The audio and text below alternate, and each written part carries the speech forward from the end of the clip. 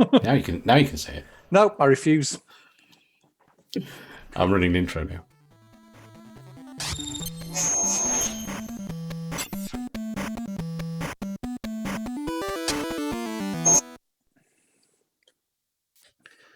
Hello.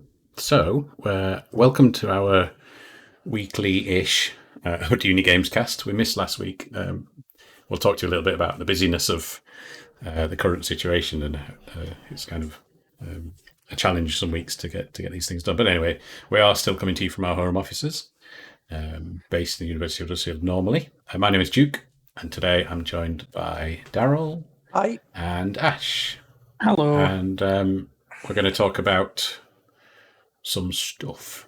But before all of that stuff, I think it's important that we switch over to the slides and we do our usual, which is, GamesCast023.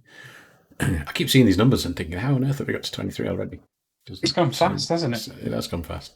But it's good. It's good. So anyway, yes, it's time for What's on the Box. And we have to play the video because nobody understands it. You tell me. Except possibly Matt. The box. Who's in the box? Oh, what's in the box? What's in the box? I wonder if he was drinking that night. I don't know. I mean, it's just it would probably work on TV because it's so random. It's like, you know, when you see these things, like, I don't understand that, but then they're somehow popular. Maybe we're just too old. Typography, though. Yeah. Well, you can't argue with that, can you? So anyway, what's on the box is serifed and sans serif fonts. Is guessing what's on the box. So we're going to read you some text. We will guess. The chat will guess, and then let's see how we go on. I'm following a bit of a pattern, unfortunately, because my what's on the box is what's on the box of the games I play. Command No, and it's Conquer not Command and 26. Generals. It's not Command and Conquer. So, who's first? Me. Okay, that's weird. Planetary Annihilation. No, it's not an You didn't have it in RTS. a box. You didn't have it in a box. it's It's not an RTX. Yes. RTS. RTS. I know what I'm trying to say. Right, All you ready? the words are in there somewhere, just not in the right order. 3, 2, 1. Go. Turn up the track. Carve up the Rubber competition. racing. Rally racing unleashed. Dirt Rally? Possibly. Dirt Rally That would- 3? That would be a good choice. I own all the dirt rallies. They are very good. Yeah. See, I don't know if Dirt On a Rally- random tangent. It could be absolutely any rally game, couldn't it? Well, if you guess the word rally, you've nailed it. But Is it there is just another rally? word attached to it. No, there is another word attached to it. Colin McRae Rally? No, although that is a good one. Or Oh, McRae, somebody's got whatever it. it is. Somebody in the chat's just got it. Oh, well, I'm not going to look. It's over there. I don't know whether to agree with Gary deliberately there. put it to the far side of my screen. Yeah. There's a good game out at the minute called The Art of Rally. If anyone's interested in that, I've take a look on whatever. I think I've got it on Epic. I don't know. really Sega Rally gorgeous. X. Sega Rally X. Is that a thing? I don't know. I don't know if it's an X, but yeah, it is Sega Rally. Oh, is it? Yeah, it's only because it's in a drawer back there. And I was like, I just opened the drawer and I was like, oh, that'll do. So, yeah. Wow. Always good fun. I'm going to take that as a win. Yeah. It's pretty, I still love it even now. It's still great. It's for Xbox. That's Xbox 360. Yeah. Yeah, but it's got an X in it, so I'm taking it as a total win. That's Oh, what okay. I meant all Right, along. yeah, It's got 2 X's in it. Anywho, So you don't win. right, Daryl, have you tested your slides this week? Because we know what you're like, not being able to use technology. No, let's see if it breaks. You ready? 3, 2, 1. Hey, Hey, well, that bit worked. Future is now. Are you with us? Join the ranks of legendary force of soldiers, scientists, adventurers, and oddities known as the. Choose your hero and clash on the battlefields of tomorrow. Bend time, defy physics, and wield extraordinary powers in the ultimate. I removed that because people will know this, so don't look at the chat and just guess. Chat's over there, so if you see me look that way, I'm cheating. Yeah. XCOM. Oh, hey, that's not a bad idea. Just with the time dilation stuff, I don't know. But it says choose your hero. Where XCOM you have multiple, so. Oh, it's not that game with the spaceships. Is it Battlefield 1942 or something? Battlefield 1942, I didn't have spaceships in it. It was based in World War II and had planes and ships. Oh, no, Unless there's a I think it was futuristic version There was battle. I'm looking at the 2042? chat. I'm quite happy with this. I'm looking at the chat and no one's got this yet, as far as I'm aware. There was that I'm battle. really What quite was it pleased with called? that. There was a futuristic battle, something or other. Yeah, you have to. Legendary Force of Soldier, Scientist, Adventure, and Oddities, known as. So it's like Great it's like. features. Is it not an RPG because you've got four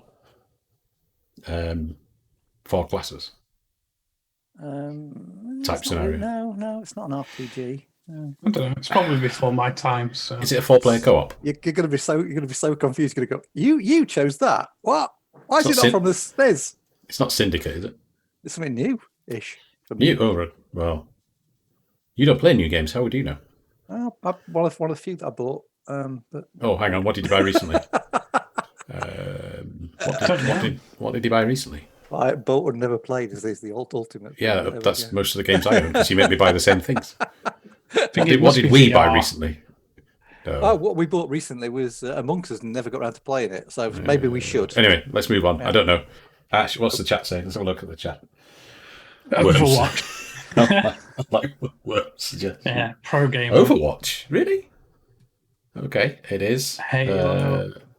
Oh my okay. god, it is Overwatch. I've played Overwatch several Why times. is Daryl playing Didn't really enjoy it. Overwatch? Yeah, I don't think he's played it. I think he owns it and he has never played it. Literally plays it with a said that. controller. Literally just said Yeah. that. Literally just said Oh, did I you? bought it and never got around to playing it. Because it cost me like it's not 40 it's not that quid good. for no particular reason. Don't bother. Do you use a controller, Daryl? I don't own a controller. I own one only for driving games. When I I don't own can't a bother getting the controller. steering wheel out. Right, anyway, onwards. Mix not here. Who left Mix box in? That's my fault. I left it in. Oh, okay, so Mix was. I think we did this one didn't we, last week. Yeah. Ash's box. You ready? 3, 2, Yep. 1. Oh no! Oh, You did it wrong this week. press it again. Maybe. No. Is it Airblade? Hang on, It's hang on. Airblade. Let me guess the back of the box. Yeah, that's a good. It's a game change. where you can't even tell from that picture. I've not seen it. Oh, it's Back to the Future 2, isn't it? Almost. So I'll read it. It just says, "Forget wheels, forget waves. Now you can ride the air itself. Perform tricks that would be impossible on a conventional board. Swing around flagpoles, grind handrails, and weave your way in, out, and over traffic." It was a really good game. Budget Tony Hawk game, but the mechanics were really solid. I miss it. It was good. Oh, look at that! Somebody's booing me for using a steering wheel. How else would you play a driving game? I'm just looking at the numbers for this week as well. By the way, guys, we're up to 38, which is an improvement. Guys, if Cool. you could ping your mates, we're about to do something fairly useful. Ping your mates and just get them to tune in for the next. If they don't like what's on the box, fine, we've done that. Ping them and get them to join us now, and we'll crack on with what we actually came here to do. What's on the box is where we get the numbers. I think we'll see that number drop now. It's now going to dwindle. Yeah. So what's this slide about then? This is This is our overview. anything useful. Yeah. So There's the competition. So there's more to this than uni. What's that mean, Ash? So it's just an overview of what we're really going to be talking about this week. So taking uni side, we've done lots of streams about uni and how to sort of behave and what's expected and all that stuff. But we want to sort of show you the industry outside of uni and how you can sort of get started in the industry now. So a couple of things have obviously been seen. So we'll talk about these in a bit more depth later. But then there's networking, there's competitions, there's sort of modding stuff and developing things. And then my favorite thing is actually why you're in this industry. Get inspired, be inspired, and be that inspirational figure as well. Cool. So let's go through these then. Yep. Be seen. Is this wear Yes. high vis jackets at night? Be safe. Be seen. Yeah, so just start promoting your work and getting critique from people listening. And there's a couple of links there of sort of useful platforms to be sharing your work on. ArtStation, really good. I'm sure everybody knows, but these days, whenever you send out a CV to a company for a job, almost 90% of them have ArtStation sort of portfolio as the sort of header. So it's the big sort of industry standard of sort of showing off your portfolio work. But it works both ways. I mean, the crucial thing is, so you can put the slide back up, Jake. Sorry, Yeah.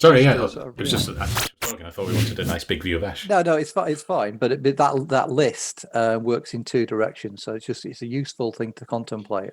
As Ash has put on there, there's useful list of Twitter hashtags which you can go sort of look at. But if you can find out who's the art lead, if we got a lot of our grads on game design, for instance, who are interested in going into art roles. So if you can find out who is the art lead in a studio that you'd really like to work for, and you're following them, they won't have 1 million Twitter followers. You've got a very good chance of actually ending up in a dialogue with them. You can, you may engage with them in final year project, or you might ask for them advice or whatever. That means that if and when the vacancies arise at their studio and you apply, they know who you are. They get a CV and they go, "Oh, I recognise that name. I've been talking to that guy for 2-3 years.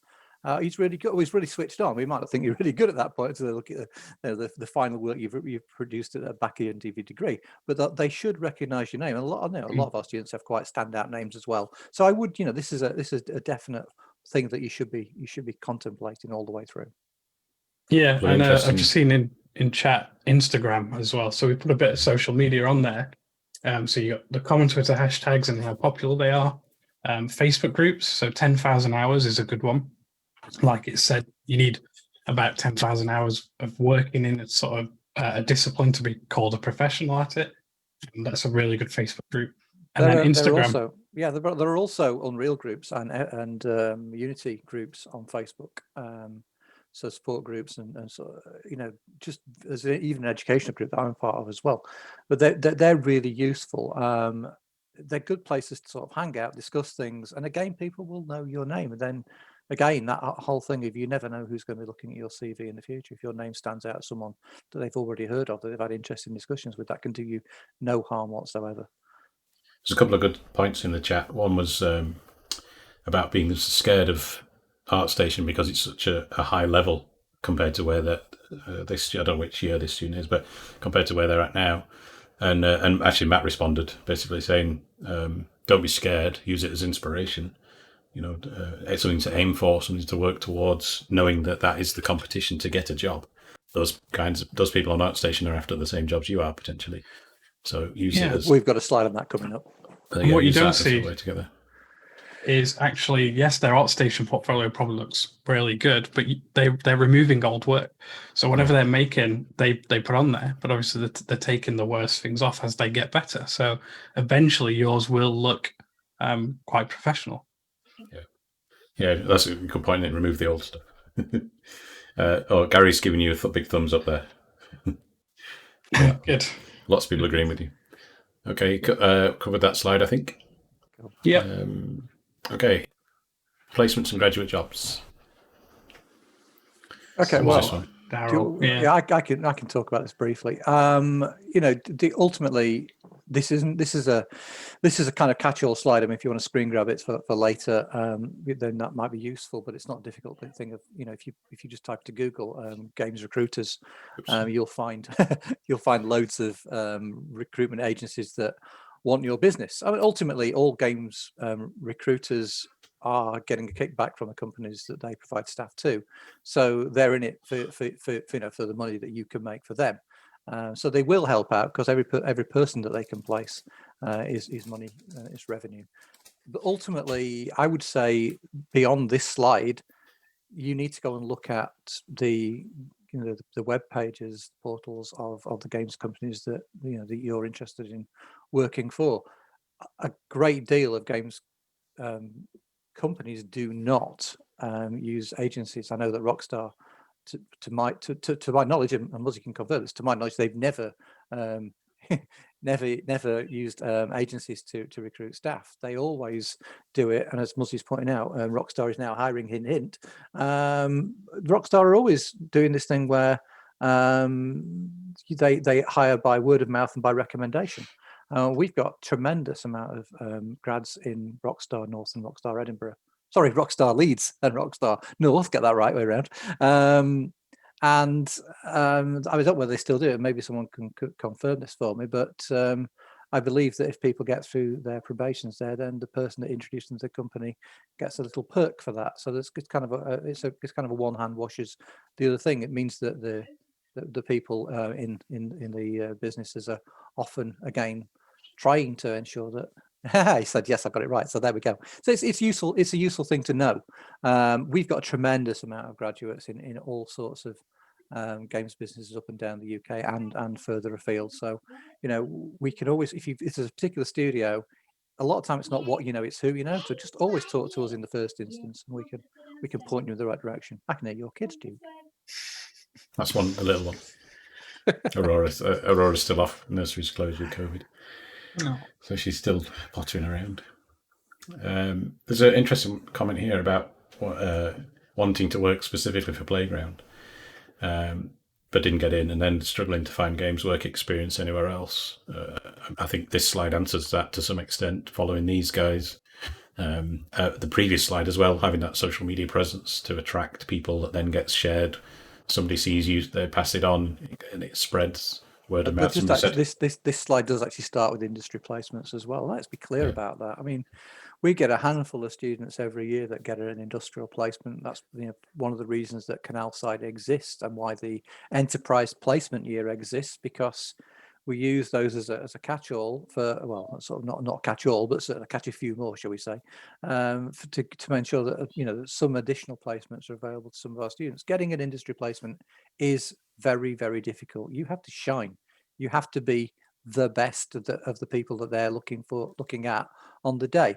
So it ultimately will be down to not only your individual skill level, but the quality of the sort of course that you're on. We are fortunate that you might find that we are quite tough taskmasters, but what we do gets you where we think you should be, and that has led to quite a lot of placements in the past. In an ideal world, if we were ultimately brilliant at our jobs, every single one of you would get a placement, but it's a big world out there, and not all games companies take placement students. I mean, we've already mentioned Rockstar, but to my knowledge, and again, maybe someone can confirm this, but to my knowledge, they've never taken anybody on industrial placement, and they only recruit postgraduates. So for every Rebellion or Sumo Digital that's out there that are taking this process seriously and know that taking on placement students is ultimately very beneficial to them. There's all sorts of companies up and down the country and further afield that have never done that. And the American studios, and there's a very large group of American studios that just wouldn't even contemplate paying for what they see as an intern. Interns in the States are invariably unpaid placements. So when we try to convince states in the US, games companies in the US that taking on an undergrad that's got 2 years of experience is a good idea for them, they ultimately don't often, I mean, it's happened in the past, but they don't often take that very seriously. Let's not forget that a degree, the undergrad programs in the States are also 4 years longer, not 3. So it's quite equivalent to the amount of time you take to get a master's in the UK. So there's all sorts of things that you need to sort of balance when you're looking at this. The bottom line, of course, any of this is if you know that particularly if there's any first years watching, because it's really to apply to you more than anybody else, if you know that an industrial placement is something that you're going to be seeking, then start talking to the lecturers from day one. So tell them that's what you're trying to achieve, and we will do all the stuff about with the art station and things of that nature to ensure that you're heading in the right direction, so that your stuff is polished by sort of like midway through second year. The crazy part is that the second years right now, if you're going to be applying for a placement, that really does start to sort of happen December to January time. The second assignment in Viz is tailored for you to create a brief of your own, sort of looking at placements and work experience, and sort of creating a portfolio to help you achieve that and sort of partake in competitions. So yeah, it all really works sort of quite well, the sort of synergy of it. We don't have a slide. Oh, sorry, Ash. I was just gonna. In fact, no. I'll wait on save it for networking. I was just going to mention something. Well, we don't have a slide about enterprise placement here, but I mean, we could probably do entire sort of talks about that. There's a YouTube session with us talking about enterprise placement here as well. But it's something that you should consider if you are entrepreneurial. It's an additional thing that allows you to get a year of industry experience. It didn't do you any harm, did it, Ashley? No.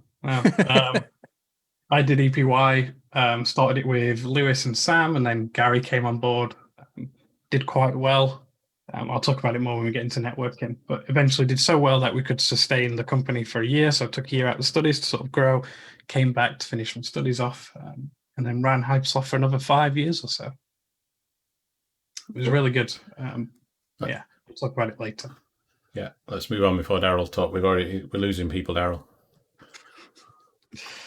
So you lost them the moment I shut up. Actually, it was on 42. It dropped to 37 when I stopped talking. So, just want to tie in with sort of applying for jobs. That COVID is as awful as it is, has actually been a big industry changer, and that studios are now starting to work from home. And in fact, some studios are sticking to that. So they've said, for costs and sort of a mentality on people, we're going to keep working from home. So Blizzard, Ubisoft are forcing some of their studios to be work from home.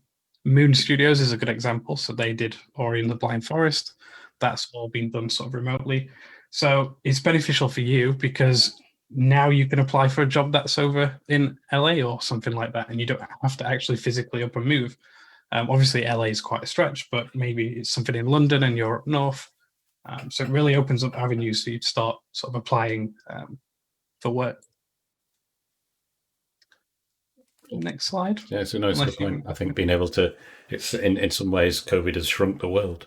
Not only is it COVID travel fast, but it's opened up these opportunities for working other side of the planet.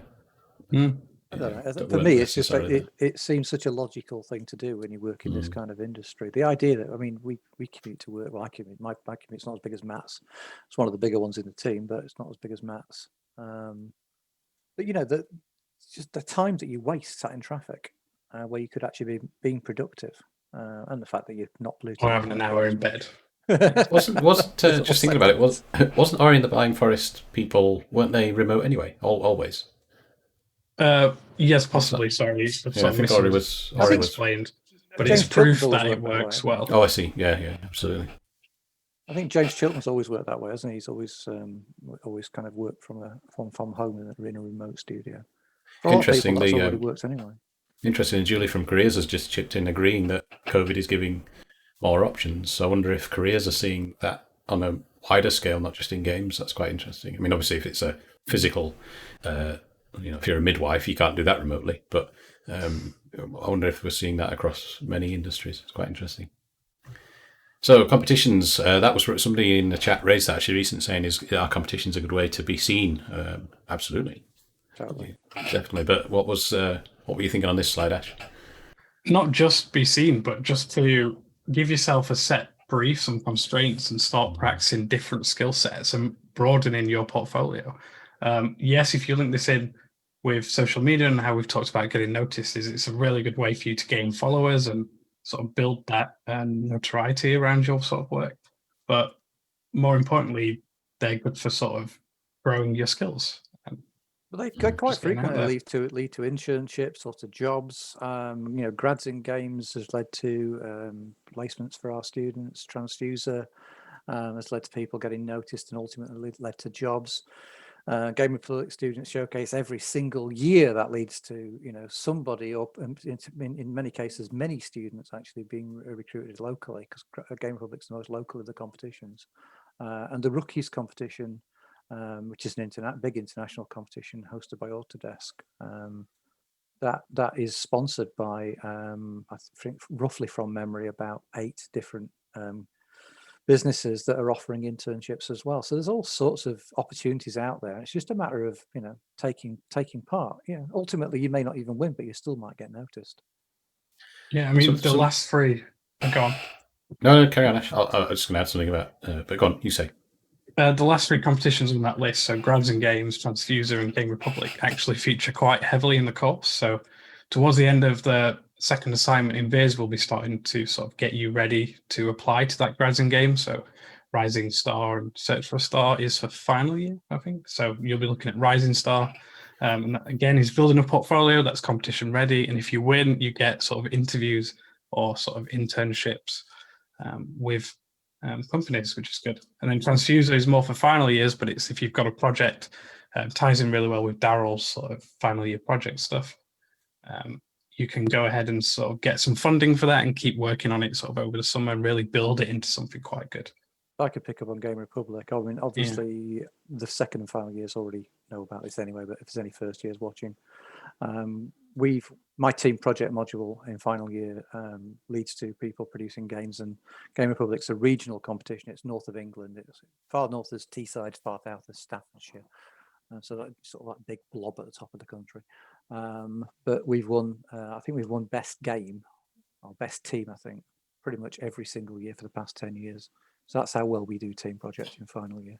And that's led to a tremendous amount of people getting jobs in the games industry. I was just going to add before on this slide, I don't know if you said at the beginning, Ash, because I was just reading the comment, so apologies. But there was some of the feedback I get from students, or the reluctance of competitions is, I'm not good enough. No, not me personally, but the student is not good enough. Obviously, I'm not.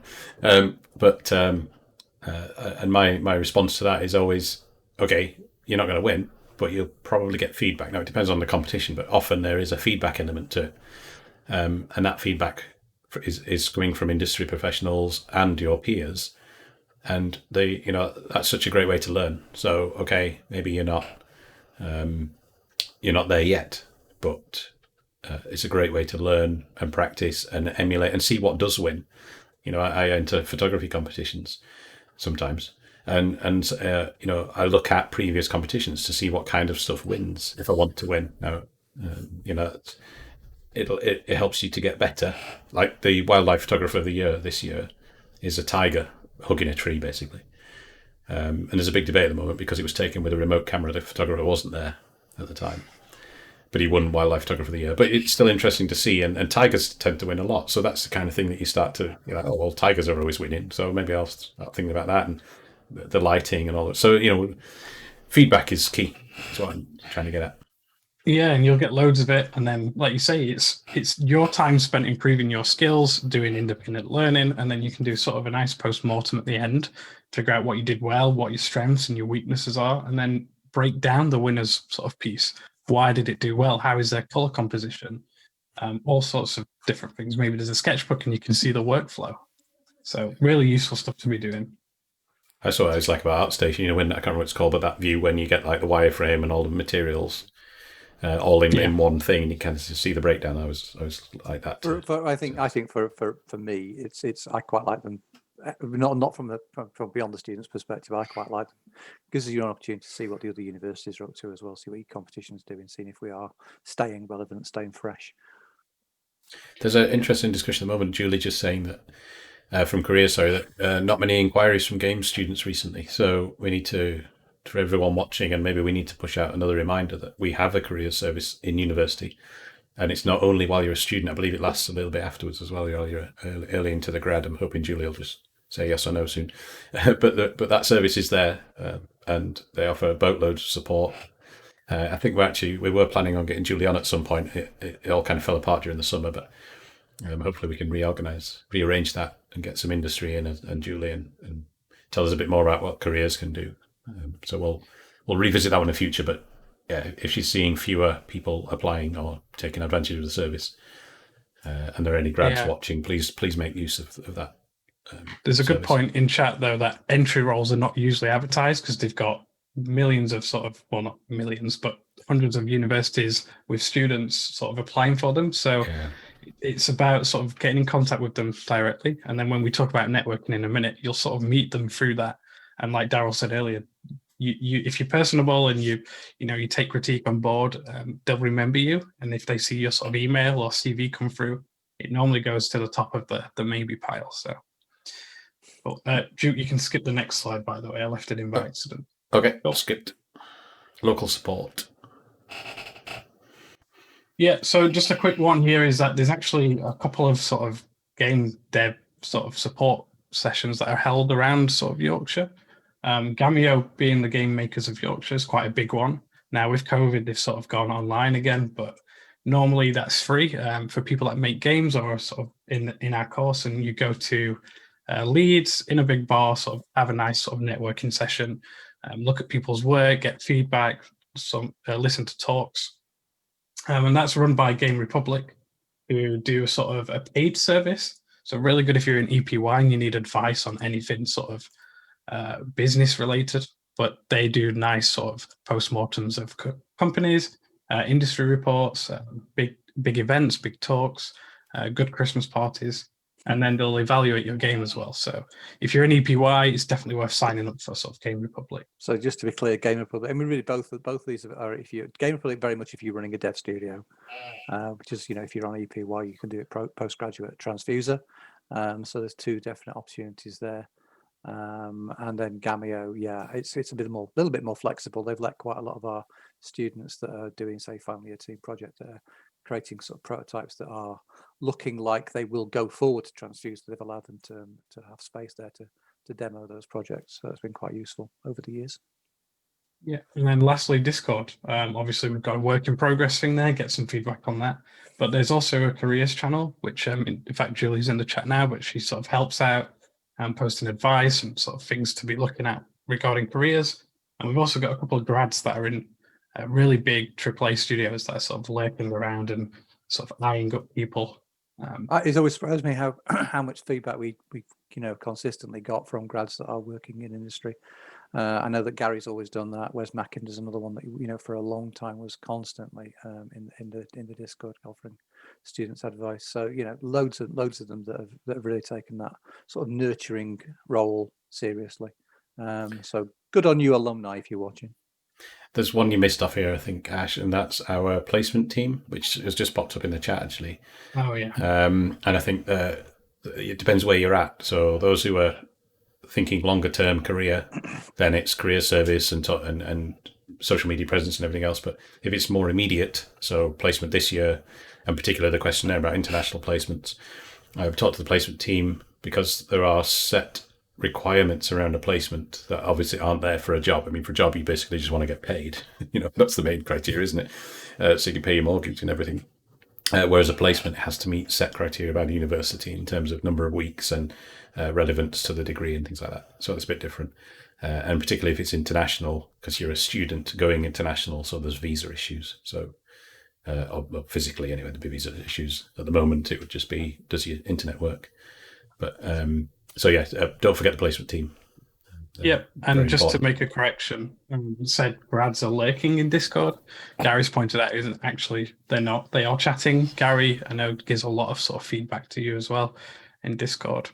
So just wanted to correct. He's not a lurker. I like the Gary Eye of Sauron. Yes. Okay, so onwards, networking. Oh, so you mentioned networking about 5 times, Ash. This must be it should have probably looking come forward to this slide. It should have probably come before, really. But I just want to say how important networking is. Like Daryl's already mentioned it, saying, people will remember you from these sort of events, especially useful when you send portfolios or ask about any sort of junior job openings. But it's a good opportunity for you to sort of be involved in the industry, whether you feel like you're good or not. You'll be getting critique there. You can show off your work. You can ask those important questions. Listen to talks. A lot of people sort of have been in the same sort of boat that you're sort of sat in. And what's really good for me is when I did EPY and ran Habsoft, our first networking event was at Eurogamer. So we scraped and saved and bought a booth there and sort of showed off our game. And there was a guy dressed in a chicken outfit just sort of dancing around. So we got talking to him, had a few beers with him, had a good laugh. We got home absolutely exhausted, met loads of people, loads of new sort of contacts to talk to. And then we get an email saying, I am the chicken guy. I actually work for Mastertronic, but I was promoting sort of Devolver's Hotline Miami. We want to give you a bunch of money to sort of make your game. So networking is very important, can be sort of a make or break thing, but you'll meet loads of sort of friends for life. So through that chicken man, we're now good friends with Devolver. We were signed by Mastertronic. We got published just for talking to a man in a chicken outfit, which is a nice story I like to tell. Yeah, everybody in a chicken outfit is now going to be swamped to every future GDC. The other side of this slide is my side of the slide, and that is that there's a ton of academic and games dev related conferences that have been forced online this year. Develop Brighton Digital, as I put at the bottom there, is 2nd to the 4th of November. And they're open. I don't know whether there's a fee for that. You need to go and have a look into that yourself. There are lots of academic conferences, if that's the sort of thing you're interested in. I think that by and large would appeal probably more to our programming students, but there's certainly a ton of them out there if you go looking. And instead of having to sort of like fly across the states, they are largely online, and many of them have been made free of charge. So I was supposed to go to California 3 months ago, and that all got cancelled, and I just delivered a paper in a Californian conference that I should have physically been at, but I delivered that, and it was an open conference. I did that about 3 or 4 weeks ago. So that is something that you should seriously consider. Is these sort of opportunities that have been thrown up by COVID are going to go away quite soon, and then you will go back to you having to pay to go all the way to Brighton, which is not that expensive, but then you've got hotel fees and all the other bits, and it's suddenly the costs really mount up. Whereas currently you can stay in your bedroom and watch for free, and you're getting not the same experience, but you're getting an experience regardless. So they also open hot rooms as well, which I'd encourage you to sort of take part in, because the great thing about it not being in a pandemic and going to those events is, you can chat to people, they get to know you on a personal level. So if you attend these sort of hot rooms with a mic and a cam, and you can sort of get that sort of first impressions across quite well. Yeah, the one I went to, they're using Discord extensively. So they're using a combination of Zoom and Discord and various bits and pieces that you're already using, and yeah, it's because we've been doing it all year anyway, so it's kind of second nature at this stage. It just felt completely natural. I'm just seeing if there's that SIGGRAPH is online. I'm just seeing if it's free or not. Can anyone see if it's free? Well, that conference I did was mini SIGGRAPH, wasn't it? It was. Yeah, no, I'm thinking proper SIGGRAPH. You're evil. One day. But SIGGRAPH's an incredible conference. I can't actually find out if it's free or not. I would assume it probably is to watch. Because, but it's anyway. If SIGGRAPH is free, it's registration until October 19th. SIGGRAPH is an incredible conference. It tends to be about 10 to 15 years in the future. The stuff that you see there before. Oh no, it's not. It's $550 again. Oh, that's ultimate attendee, 450. Oh dear, yeah.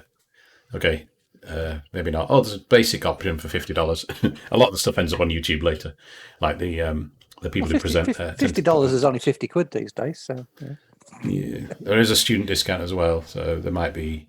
Oh no, students also 50 quid. Anyway, even if you don't watch the stuff on SIGGRAPH, keep an eye on what they present. You can usually find. Twitter feeds and things like that, and then YouTube links to not the main presentation, but some of the work. And I like some of the water work they've done, some of the cloth physics they've done in the last few years. We're going to see in games in the next 10 or 15 years. It's just Gary just preempted the last slide, so if you flip to the last slide. What's that? GDC Vault? We just said, yeah, GDC Vault, that GDC will be online this year. Have you flipped slides yet? No, because I just saw it in the chat. We have a student who likes Freddos. Elise, we have a member of staff who likes Freddos. Daryl is a big Freddo fan. She said £50. That's a lot of Freddos. I had a twirl 10 minutes ago. Yeah, but yeah, GDC, fantastic conference every year. Loads of interesting stuff. The interesting thing, I think, from a perspective of GDC Vault is I have been to GDC just once. Incredible conference, but the problem with it is that usually there are like 3 things simultaneously going on that you want to be at. You're going, well, which one do I attend? And then you want to actually go and talk to people, and there's all the sort of networking stuff that goes on. GDC Vault allows you to watch whatever you want. The great thing about GDC is it's quite expensive to showcase booths in there. So what most companies do is set up hotel rooms. So when you get networking and chatting to people from Oculus and they're like, do you want to quickly sign this NDA and come into my hotel room? It all sounds a bit weird. But when you get in there, you can see, oh, there's an Oculus sort of quest that we're about to announce in 3 months' time. So again, it's all about that networking. And like you say, there's always like 3 shows running at once. So it's about finding what you would be most interested in and you can get the most out of by asking questions. And then watch the rest on sort of catch up in the vault. Yeah, absolutely. That was Matt says that was just you, Ash. I saw that, but I was confused. I think that's about the hotels. Yeah, hotel rooms. I also noticed that Gary said, "Do you remember when Freddos were 10p?" Daryl's old enough to remember when Freddos didn't exist. I actually technically am, you horrible man. I was about to say they were a shilling, but Hang on, a shilling is 10. Oh, it's 5p. I don't know. I do actually predate the old money. You predate old money. You predate money by about 2 or 3 years, but I'm not old enough to remember it. Traded in sticks when you're at school. Sorry, I predate the new money is what I meant. They're not predate the old money. That'd be really weird. Try and back out of that one. So we got to the end of the slides. That last one was just a reminder that we're on YouTube. You're probably watching us on YouTube or Twitch. We have an Instagram as well. We have the website down in the bottom corner there. We've got the main link to the courses, so you can go and find. If you're a new applicant, I don't know if anybody is in the chat, but it's all changing. We have 3 new courses. There's a good chat on our YouTube channel about the 3 new courses, so dive into that if you're interested. Is there anything we'd like to add before we wrap up? Would you like to tell everyone about Open Day? Oh yeah, there's a reminder. Yeah, so any applicants, there's an open day this Saturday. It's around lunchtime. I haven't got the times to hand. Maybe Matt will post them in the Twitch chat. Let me just quickly load up. It's 12 till 1:30. There's a Unibuddy link, so it can be found on the main HudACDK website. You can sign up there. You can come and watch. Matt's going to do his presentation about the course and the courses, rather. And I'll be there answering questions as well in the background. Join us for the open day. There are more. It's not the only one. There's another one in December. And then obviously join us for these vlogs, follow the YouTube channel and everything else. Yeah, and you can find more information on, is it HudUniGames.co.uk/open day? Yeah. Yeah, there's a question, why isn't Matt here? He's on paternity leave. He's got a tiny little baby. I maybe exaggerating. That's a kangaroo. Cool. Okay, so we'll see you all in the future for another awesome session of What's on the Box and a chat. I'll see you in the past because I am that kind of doctor. All right, I'm pressing the outro button. See you all later. Bye.